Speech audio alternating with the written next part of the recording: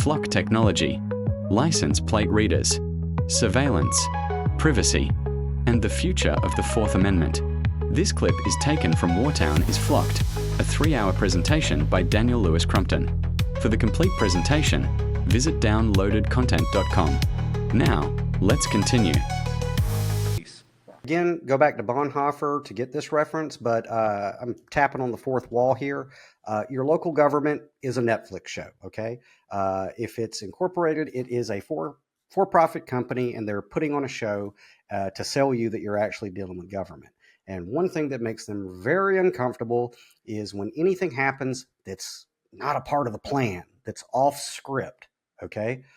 Because then they are forced to react to real life. And, you know, without a script, it's a little bit difficult to do it, especially when people are calling you out for some stupid shit that you did, like implement flock and allow rolling thunder. So what we're going to do now is go through, and I haven't seen this since it happened, but so I'm going to be giving a little bit of commentary. We're going to go through all of your city council and mayor's responses to what the three of us had to say, and I'll be giving some snarky remarks as we do it. So of course, the first one who's going to speak is our favorite city council person, Charlie Bibb. So let's see. Thank you all for your comments. Let's see how he isn't supposed to respond to citizens' comments, but responds anyway. And your concerns during your comments, the citizen comments. Now it's time for council comments, and we're going to start on the post one side. So starting with Councilman Bibb, you have the floor. Thank you, Mayor. Heard the comments by the citizens loud and clear. Can't say I don't disagree with you on some aspects of that. I get where you're coming from. I do know when we as citizens step out of our door, we walk into the public. And when we walk into the public in this age, there's a cell phone and a camera everywhere you look.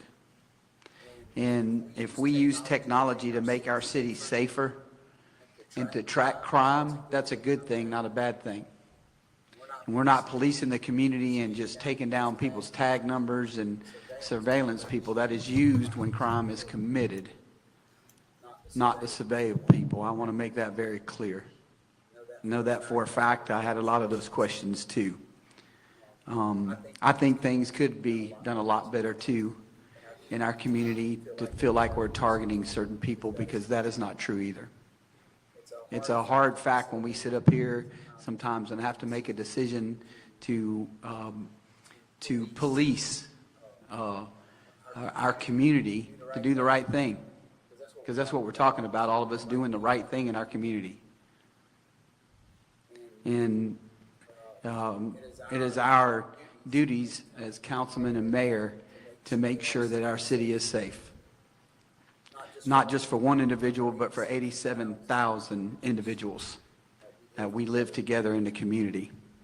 So I can't say I don't disagree with you on some things, but some things I do disagree with you on, and I would love to have that conversation with you. You don't want to have that conversation with me. I'm calling horseshit. So he's literally had 6 minutes to try to come up with some cockamamie thing. Now, I'm going to tell you something right now. For him, a city council person, to justify people willingly and knowingly contracting with cell phone providers and being able to select their permissions, this is so far away from what the concerns of flock are, okay? So I'm calling bullshit on that. That is a dumb way to think about this. And as far as his comments that we're not surveilling everyone, that it's, okay, the AI system is surveilling everyone, blanket, okay? It's a dragnet, a virtual dragnet. So you're wrong. You are surveilling everyone, and you are taking down tag numbers. You can try to disassociate yourself by saying, we don't look at it. I don't give a shit. An AI system that has the ability to ping people and send out digital warrants, that is mass surveillance. And the remark about it's our job to keep 85,000 people safe. No, that is not your job. It is not government's job to keep everyone safe. That's not what governments are instituted amongst men for, okay? And the remark about 85,000 against one, pretty sure he's referring to me because everybody knows me and Charlie. I don't like Charlie Bibb, and there's no love lost there. So with his 6 minutes to be able to come up with something, and let me tell you something, he comes back in a minute, so we'll get back to it. Now, let me just back up and go back to what he said again, because there was so much horse shit there. It's kind of hard to shovel. Hang on. The citizen comments. Now it's time for council comments, and we're going to start on the post one side. So starting with Councilman Bibb, you have the floor. Thank you, Mayor. Heard the comments by the citizens loud and clear. Can't say I don't disagree with you on some aspects of that. I get where you're coming from. I do know when we as citizens step out of our door, we walk into the public. And when we walk into the public in this age, there's a cell phone and a camera everywhere you look. And if we use technology to make... Okay. Walking into a public area knowing that there's cameras is one thing. Not having a choice or a way to opt out from a network of cameras with facial recognition and sound detectors tracking our movements and our patterns upon the roads encumbered is a completely different thing. Okay? And I know that you people listening to me have the good common sense to know there's a vast difference between living in an age where, sure, everyone has a camera. That's one thing. But having someone follow you around with a camera everywhere you go and logging that in a database that isn't even controlled by these people is completely different. So let's not try to compare apples with oranges. Living in an age with technology where there's cameras and things like that, that's one thing. I totally get that. But that's not justification for putting up a mass surveillance system that most certainly tracks everywhere you go. It's not just that it's taking pictures of you. It is logging your daily habits, where you go, who you meet, what you travel in. That is completely different from walking into a mall or a city square where people happen to have cell phones. It's not even the same topic, Charlie. Anyway. Our city safer. And to track crime, that's a good thing, not a bad thing. So you're tracking crime in advance. So now we're in Philip K. Dick's Minority Report where there's pre-crime, okay? Listen, you can't prevent crime with the flock system. You can only do something after the fact, okay? And that's even if you want to go down that logical rabbit hole. You can't prevent crime with it, all right? Oh, my God, this guy... We're not policing the community and just taking down people's tag numbers. Okay, yeah, you are. That's literally what Flock does, is it scans every license plate that goes by it. So no, you aren't personally taking down license plate numbers, but your digital god is. You fucking moron. Surveillance people that is used when crime is committed. It's on all the time. 24 hours a day, as we'll get to here shortly when I start getting into all the nice bells and whistles this thing has. You're a moron, Charlie Bibb. It's literally what you're doing. Not to surveil people. I want to make that very clear.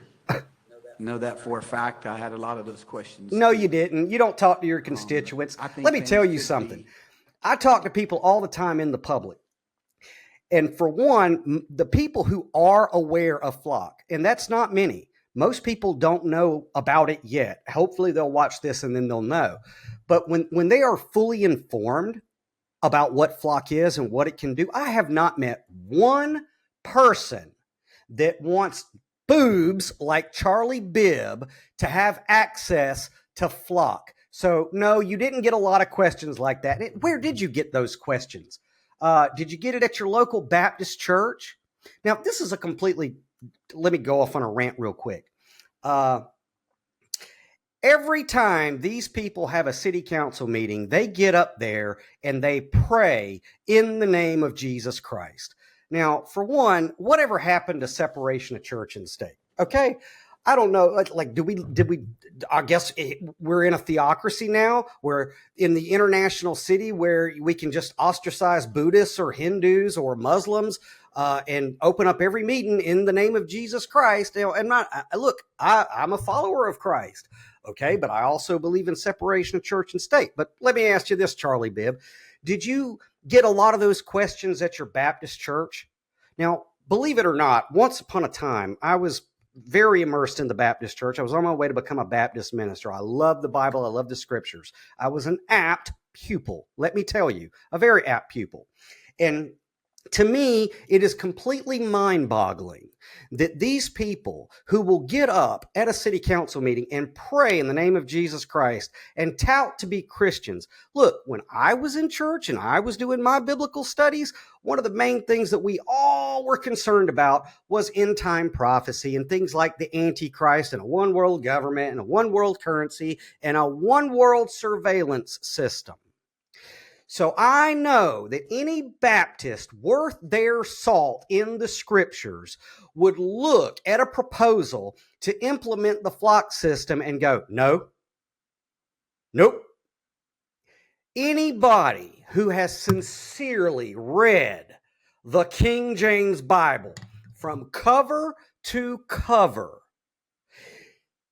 and they look at the capabilities of flock, you have to have so much cognitive dissonance to believe in the fundamentals of the Christian faith and then also support a mass surveillance system like Flock.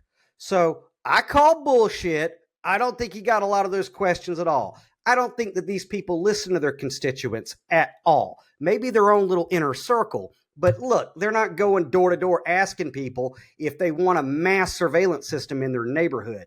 I call bullshit on Charlie Bibb, and I'm going to always call bullshit on Charlie Bibb because the truth of the matter is he should not be sitting where he's at all. Anyway, let's listen to more of his blather. Done a lot better too in our community to feel like we're targeting certain people, because that is not true either. No, the system does. It's a hard fact when we sit up here sometimes and have to make a decision to police. Oh, because we live in a nanny state. Our community to do the right thing, because that's what we're talking about. All of us doing the right thing. So he's going to force you to do the right thing. Does he hear the shit that comes out of his skull? Community. And it is our duties as councilman and mayor to make sure that our city is safe. Oh, God. Not just for one individual, but for 87,000 individuals. Hey, you dumb fuck. Guess what a republic is supposed to do? It's supposed to protect the rights of the individual from the mob. So you're completely backwards. Why don't you go and pick up your Constitution that you swore an oath to God to protect and get it right, okay? The whole point of a republic is to protect the rights of the individual, not the mob. So, God, you see what I'm saying? It's so frustrating to know that all of these people up there held their hand up to the Most High to protect this document, and they don't even know what it says. They don't know what the philosophy of it truly is. They think it's a political document, and they play games with it. It's ridiculous. And, you know, anybody who takes it seriously would be as livid as me. This guy is a moron. And again, he has time to stew, and he'll come back in a minute, but let's keep going because this is already going to be a long one. Trust me. We live together in the community. So I can't say I don't disagree with you on some things, but some things I do disagree with you on, and I would love to have that conversation with you. You don't want to have that conversation with me, you moron. Anyway, so let's get to Charlie Bibb because he's not going to be outdone because, you know, like I said, not only is government, play pretend government, a fictional corporation, but it's narcissistic in nature. Keep that in mind. It'll be more important later. So let's listen to Charlie Bibb's not going to be one-upped by Madam Mayor. So let's hear what drivel is going to come out of his head. Here's Charlie Bibb. I think little baby was taken, you probably don't know this, in one of Robin's, but within 30 minutes, they tracked down that person that took that baby, and that baby was recovered and returned back home because of flock cameras. In our real-time crime lab. Crime lab. Your all-seeing eye of Aramon. Let's just call it what it is. It's Big Brother. Okay, your crime lab is Big Brother, and your flock system is the senses of Big Brother. Okay, and it's so funny. You know, they always want to do that. And I said this in Bonhoeffer: a baby, the most innocent. We saved a baby in 30 minutes. Cool, and you guys will tell us that story. But you know what? Whenever countless other people's rights are violated because of the flock system, you know how much you're gonna talk about that from your bully pulpit? You're not. Because it's going to show that maybe you guys made a stupid fucking decision with this. But anyway, Charlie Bibb and his 30-minute baby.